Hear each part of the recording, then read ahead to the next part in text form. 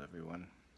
As you can see on the clock behind me here, it's just about midnight, and I've been awake because I've been finishing up some projects, and I'm tired, and I don't usually like to work past 5:30 or 6, but this is important because it's crunch time.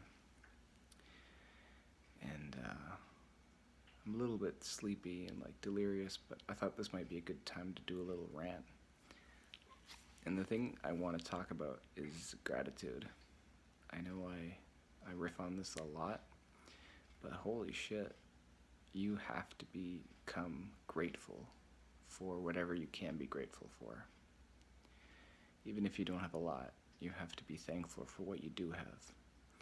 And more importantly, you have to be grateful that you don't have bad things that you could have had. So, if you're short on money, at least you're not dying of cancer. If somebody broke up with you, at least you don't have 6 toes. You know what I'm saying? It's easy to look for things that we don't have that we want. That's easy. What's hard is looking for things that we could have had that we luckily do not have. Because you're searching for a negative. It's a much harder mental process. It's something that Viktor Frankl talks about in his book, Man's Search for Meaning, which is basically just his description of going through Auschwitz and realizing at the end of it that human suffering has a limit, and a lot of human suffering comes from the way we interpret things. So if we look at our situation in life and we're like, oh, I don't have A, B, and C, then we become victims to that reality.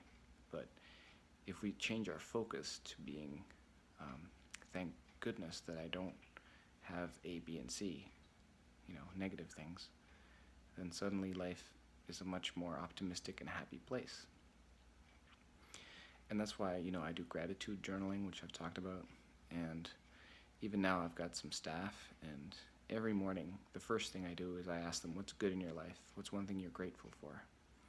It's awkward and it feels cheesy to ask about that stuff. I'm sure it's, if I had HR department, they'd be like, don't do that. But it's very, very strategic, and it's because I want the people I work with to be in a positive mindset. I want them to have a focus on positivity. Because you can focus on anything you want, so why not focus on the positive? And I see people who are sort of depressed and who don't have what they want, and I feel for them. It's a shitty place to be, and I wish I could help them, and I try. I go out of my way to try to help them. I have a personal sort of rule that I like to try to follow, which is that if somebody asks me for help, I will try to help them. I really don't like the whole sort of savior mentality, like, well, I'm gonna give them what they need and show them how to do things. But I have definitely acted like that in the past. But my rule of thumb is, like, if somebody's asking for my help, then I should just help them. And I should just do what they want me to do. Just give them the help they want. I don't know if that's the best thing for them. I don't know if they know what the best thing is, but that's what they want. And there's something there's a fine line where, between helping and enabling.